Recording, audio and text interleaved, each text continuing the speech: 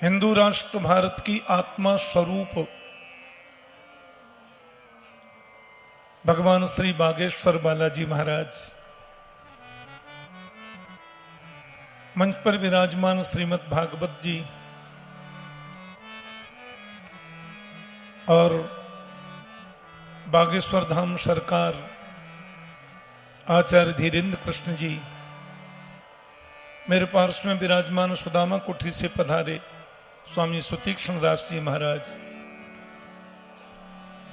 मंच पर विराजित चिरंजीव इंद्रेश उपाध्याय और समस्त विद्वत वरिण्य महानुभाव भगवत चरणानुरागी स्त्रोत्रवृंद, स्नेहमयी भक्तिमती आदरणीय मातृशक्ति, सब महापुरुषों का आशीर्वाद आपने श्रवण किया ही है। अतिकाल भी हो रहा है, कथा श्रवण भी करनी है, सब लोग लालायित भी हैं। मैं तो बस 2-3 मिनट में अपनी बात पूरी करूंगा। यह हम लोगों का बहुत बड़ा सद्भाग्य है कि हमें धीरेन्द्र कृष्ण जी जैसा गौरवमय भारत माता का लाल प्राप्त हुआ है।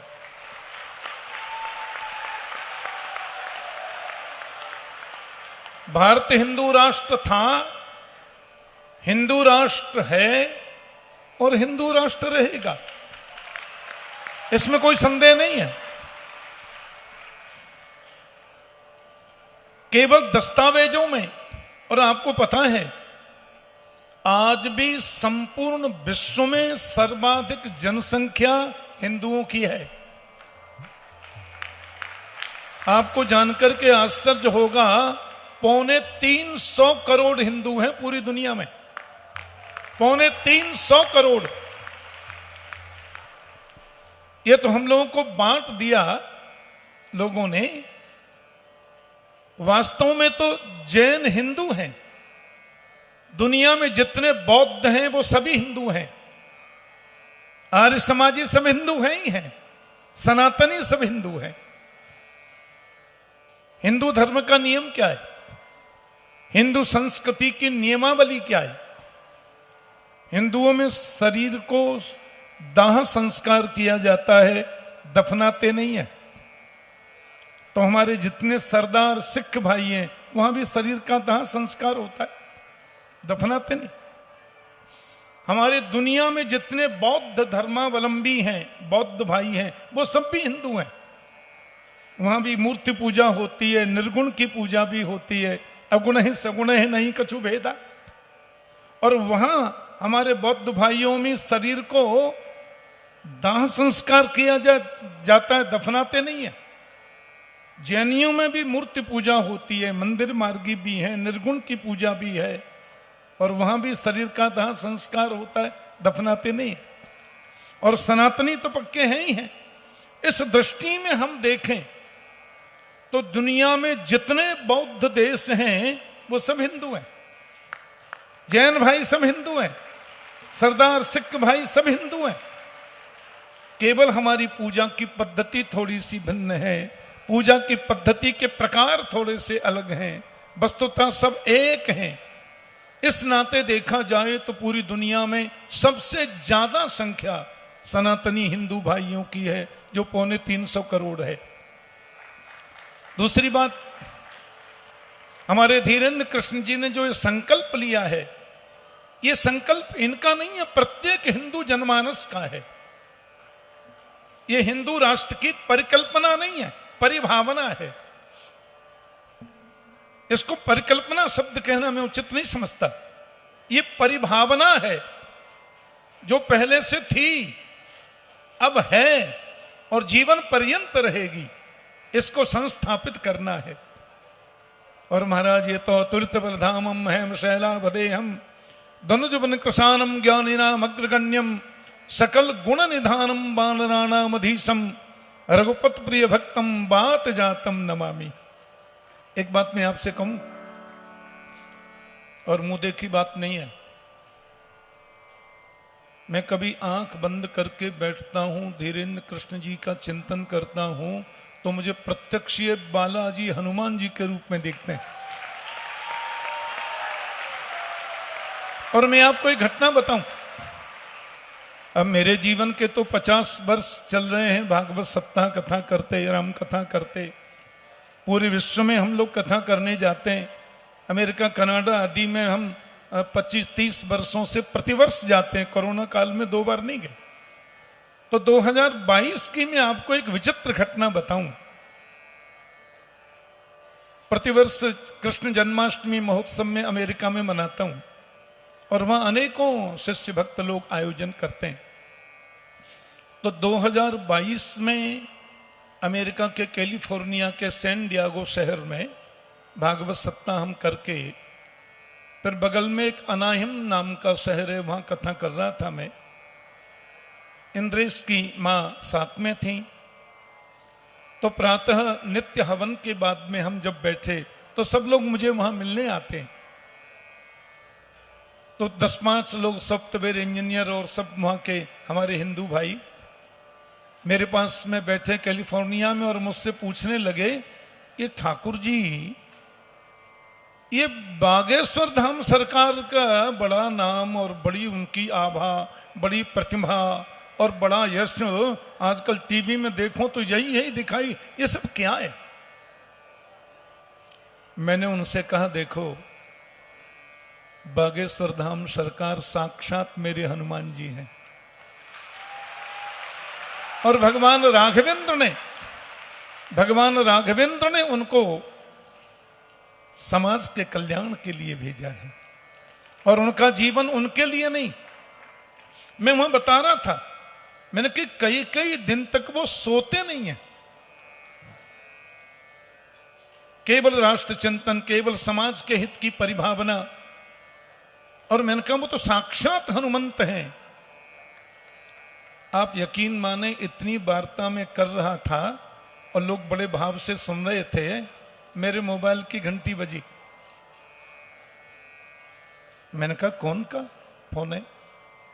मैंने मोबाइल उठाया, बात की, हाँ जी कौन? तो कहते हैं हम धीरेन्द्र कृष्ण बोल रहे हैं, आपके चरणों में प्रणाम कर रहे हैं ना कर करके।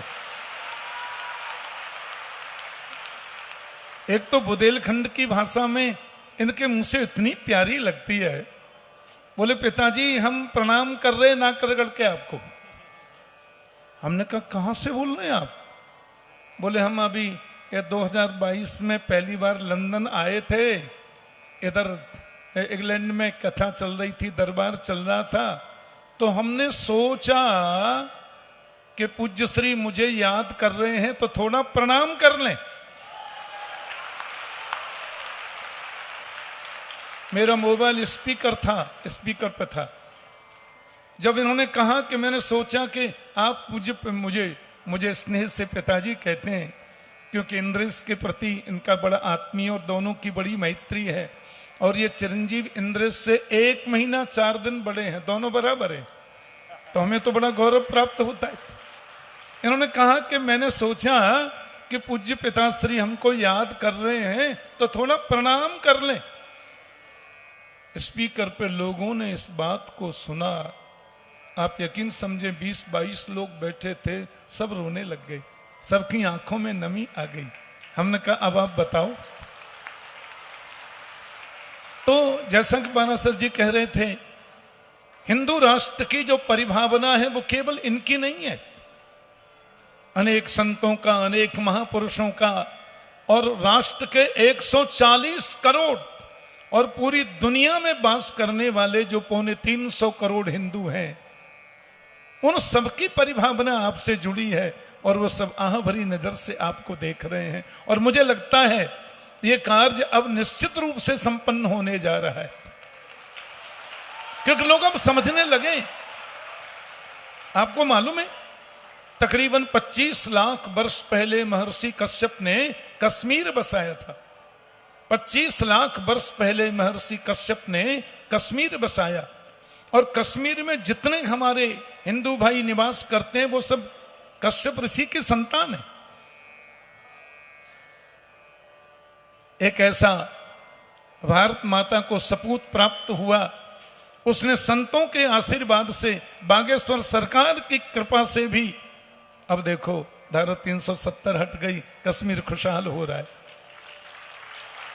550 वर्षों तक संघर्ष किया। एक तो हिंदू इतने सुशील होते हैं, इतने सहनशील होते हैं। भगवान राम की जन्मस्थली पर अपने ही राष्ट्र में और भारत राष्ट्र की आत्मा स्वरूप भगवान राघवेंद्र के मंदिर को निर्माण कराने में 550 वर्षों तक हम लोगों ने प्रतीक्षा की, संघर्ष किया, और बिना किसी खून खराबे के बड़े सहज भाव से अब राघव श्री अवध में विराजित हो गए हैं, अपने गर्भगृह में विराजमान हो रहे हैं। काशी का कॉरिडोर बन रहा है, भगवान विश्वनाथ का कार्य आरंभ हो गया, और हमारे मथुरा में कृष्ण जन्मस्थली पर भी कार्य अब शीघ्र शुरू होने वाला है। तो ये समस्त हिंदुओं जनमानस की जो भावना है, वो भावना आपके साथ में जुड़ी है। 151 कन्याओं का यहाँ विवाह महोत्सव हो रहा है, प्रतिवर्ष विवाह के आयोजन होते हैं, और अपने समाज के लिए श्रूयताम धर्म सर्वस्वम श्रुत्वा चैवावधार्यताम आत्मनः प्रतिकूलानि परेशान न समाचरेत। ये हमारे शास्त्रों में जो हिंदुत्व की परिभावना को निश्चित रूप में बताया गया है, उसका प्रत्यक्ष दर्शन संतों के आशीर्वाद से श्री चिरंजीव धीरेन्द्र कृष्ण जी के जीवन में हमको देखने को मिल रहा है। हम सब लोगों की बहुत बहुत शुभकामना, बहुत बहुत मंगल कामना, और आशीर्वाद दिया नहीं जाता, वो हृदय से स्वतः निकलता है। इस कार्य में आप सबकी भावनाओं के साथ निश्चित रूप से सफलता प्राप्त होगी, हो रही है, इसमें कोई संदेह नहीं है। और मैंने बहुत समय ले लिया, अब प्रवचन करते तो फिर तो समय और हो जाता।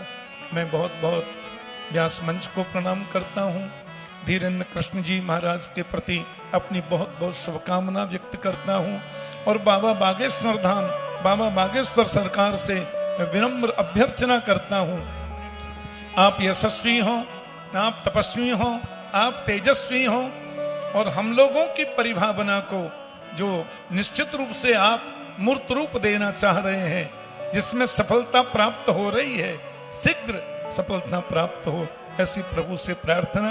और आप सब लोगों के प्रति बागेश्वर धाम सरकार का जो आप सबको आशीर्वाद प्राप्त हो रहा है, इस व्यास मंच से हमारी भी ये परिभावना, सर्वे भवन्तु सुखिनः, सर्वे सन्तु निरामया, सर्वे भद्राणि पश्यन्तु, मां कश्चित् दुःखं भाग् भवेत्। और प्रभु से प्रार्थना, चिरंजीव इंद्रेश के प्रति भी ये भाव ऐसे ही बना रहे, पूरे समाज का, संत समाज का, सबका आशीर्वाद इन्हें प्राप्त हो रहा है। भगवत भागवत सेवा परायण रहकर ऐसे ही ये हिंदू राष्ट्र की सेवा में अपने को समर्पित करते रहे, ये प्रभु से प्रार्थना। जय श्री कृष्ण।